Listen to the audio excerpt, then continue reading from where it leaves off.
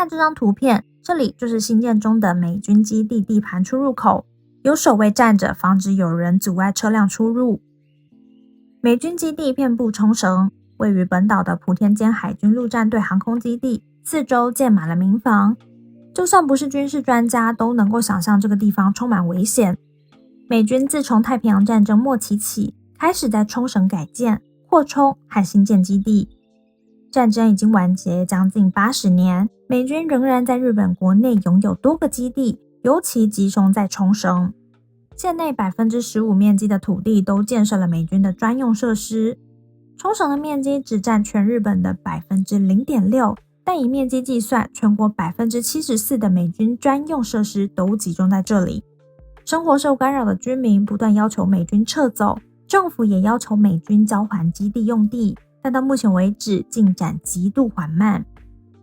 1995年，冲绳县制定了交还基地行动计划，要求日本政府促进美军撤出和减少军用设施，其中交还普天间基地是计划的核心。原本计划目标是2015年完成各个项目，但是到了2024年，普天间基地仍有美军驻扎。相反的，因为这个计划，日本政府正在为美军新建另一个新的基地，位置在名护市东部的边野古沿海地区。名护市西部有驰名全球的美丽海水族馆，馆内有全球第2大的水槽，展示着体积最大的鱼类金鲨。水族馆位于海洋博公园内，这个公园就是纪念冲绳回归日本。在同一个市正在新建一个新的美军专用基地，实在非常讽刺。上集介绍了战后美军开始统治冲绳，并改建旧日本军的飞行场或新建新基地。至今大量美军基地仍然集中在冲绳。本集以普天间和边野古基地为中心，讲解一下为何冲绳会有新的美军基地正在兴建，还有美军驻扎冲绳的理由，还会以冲绳县的观点来看看美军基地，进而理解基地与当地居民共存的难处。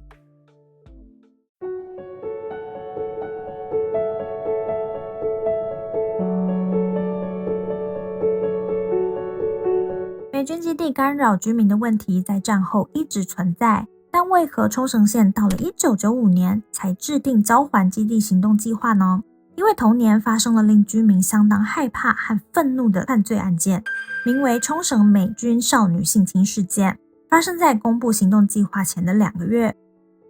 1995年9月4日，隶属汉森营的1名海军军人和2名海军陆战队军人共3人，在基地内租车外出。当时在本岛北部的住宅区购物的12岁小学女生成为目标，被他们拉上车，被胶带封住眼和口。接着车辆驶离现场 1.5 公里的地方，女童在车上遭到了性侵，并且受了伤。日本警察调查后想逮捕有关美军，但根据日美安保条约第6条日美地位协定，美国有权不把涉案人士交出给日方，即使就算美军在日本犯罪，也可以逃过日本法律追究。这进一步令居民的反美情绪高涨。当时的美国海军上将兼太平洋司令部指挥官的理查马克在11月的新闻发布会上说，认为涉案军人的行为绝对是愚蠢的，如果他们用钱来租车，其实可以用来招妓。最终美军交出涉案的3个军人，他们在日本被捕及判处监禁。案件发生后，冲绳县正视美军基地所带来的问题，向政府要求修改日美地位协定之外，还制定交还基地行动计划。计划内容分为3个阶段，目标在20年内完成。第一期目标到2001为止，交还包括普天间基地等10个设施。第2期包括交还瑞庆蓝营区。第3期包括交还加手纳基地。除了这个计划之外，当时冲绳县知事大田昌秀向政府施压，拒绝签署美军用地租借契约。美军基地的地权部分并非由美军或日本政府拥有，而是属于一般市民。日本政府为了保持使用土地，就算个别地主反对而不续约，冲绳县政府也可以代地主签约，确保美军可以合法使用日本的土地。但日本政府没有因此作罢，起诉了冲绳县政府，最终日本政府胜诉，强制冲绳县知事签约。日本政府为了防止同样的问题再次发生，修改相关法律的美军用地特措法，政府可以在未得到地主同意的情况下，强制性令租约有效。道高一尺，魔高一丈，事实真的没有想象中的那么简单。这风波中，部分租约未能及时签署。事实上，美军非法占用了部分民间土地，但这件事却无法被追究。另一方面，1996年桥本龙太郎上任首相，同年以交还普天间基地为核心，成立了关于冲绳的特别行动委员会，简称 SACO， 目的是要求美军交还共11个在冲绳的专用设施，进而希望安抚当地居民。这个委员会目标实施交还的11个设施中，大部分都是行动计划第一期里所列出来的。日美双方外交部长进行会谈，美方认为解决冲绳的美军基地问题是重要的，但到了2024，交还计划核心的普天间基地仍然由美军管理，其他部分设施交还给日本。以为事情有少许进展，岂料委员会在计划中加了一个条件，就是虽然交还包括普天间基地等8个设施，但受到影响的部队和基地功能会搬到其他在冲绳内已存在的基地。当然，现有的基地已经饱和，所以日本政府会为美军另新建新的基地。事件峰回路转，最终可以说的是，美军继续安然驻扎在冲绳的基地。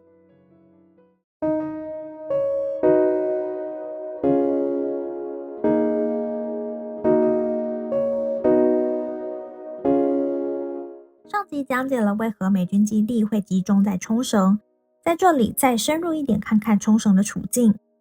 太平洋战争完结之后，不久又爆发韩战，当然这场战争美军也有参与，不少军人经日本上战场。在2000年代末，巴拉克·奥巴马上任美国总统，改变美军的方针，渐渐减弱作为世界警察的色彩。在此之前，美军活跃于世界各地。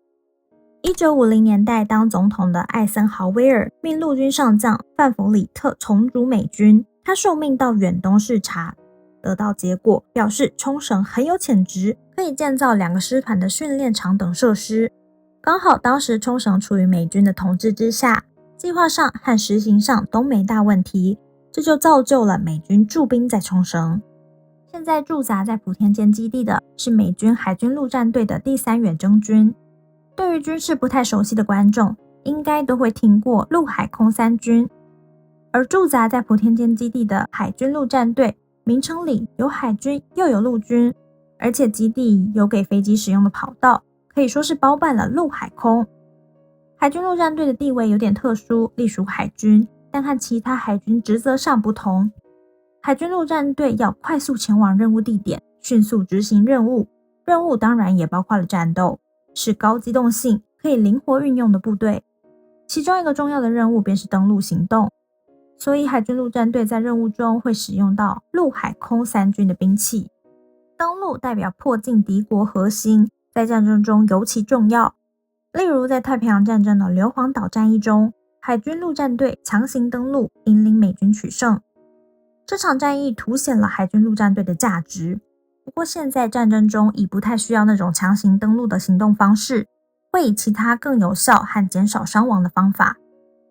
到弗吉尼亚州阿灵顿县阿灵顿岭公园内，可以找到模仿硫磺岛战役中在4里巴奇山顶升起美国国旗场面的纪念碑雕塑。这里离在华盛顿特区的林肯纪念馆约5分钟车程，旅游时不妨到现场看一看。普天间机场有58架常驻飞机和直升机，包括 C-12 和 UC-35， 还有存在不少问题可垂直升降轻转旋翼机的 MV-22B Osprey， 绰号鱼鹰，共有24架。鱼鹰直升机被视为设计上有问题，而且曾多次发生飞行意外。最近的有2023年11月发生的乌九岛冲美军鱼鹰直升机坠落事件，飞机由延国航空基地飞往加手纳基地，途中在乌九岛附近坠落，8个成员全部身亡。2016年同型号飞机也发生事故，而要紧急着陆。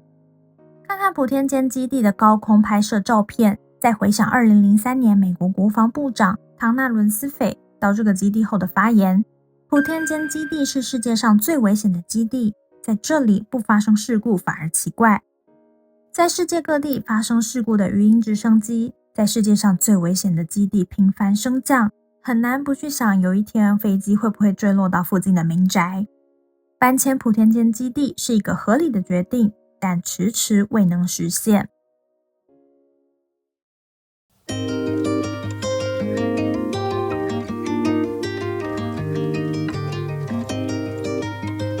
冲绳县想让美军撤走基地，反而令县内将会多出一个基地，这是弄巧成拙。新建中的新基地位于现在边野古沿岸，只是有关这个新基地的由来和各种问题，足以另做特辑讲解。在这里抽一点重点来介绍。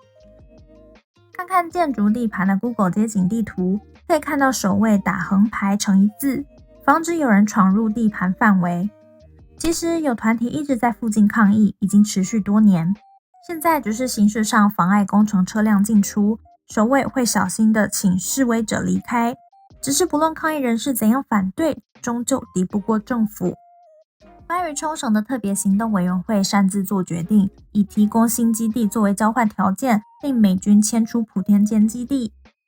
政府在1999年已得到国会通过这个方案，冲绳县只能接受。在2013年批准工程开始。政府方案里说明工程不需要加长地基，用5年时间填海并完成工程。但到现在2024年，基地工程仍然未完成，因为中途发现地基强度不足，要另找办法改良。不单要考虑技术问题、工期和费用的预算，还要在不破坏环境下进行工程。看看2024年10月1日的新闻，因为海水温度上升，移植珊瑚工作要暂停，而且未知何时才能恢复。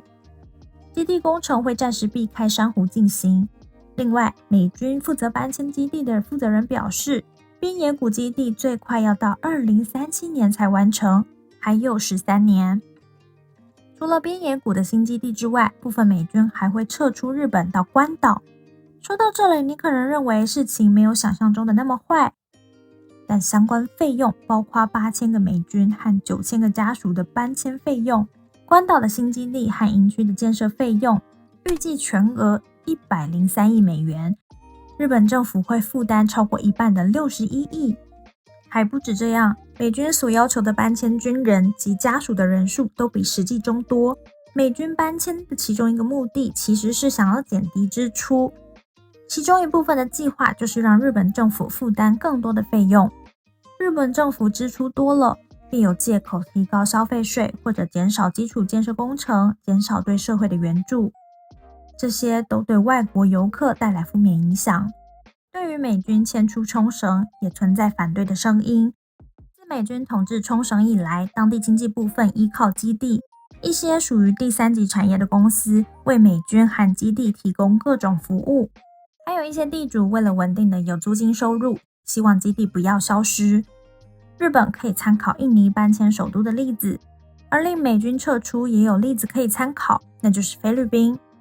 1991年，上院通过了废除美军基地的法案，美军唯有关闭苏比克湾基地。之后，菲律宾成功把部分用地发展成自由港经济特区，另一部分改建成自国的海军基地。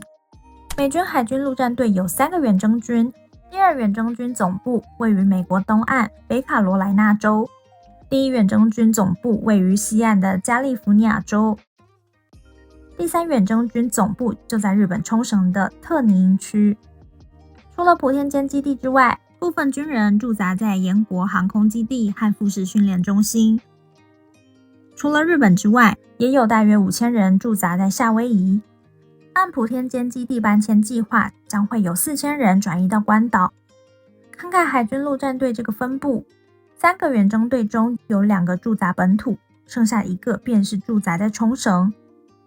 不知道有多少人认为他们可以完全的撤出冲绳呢？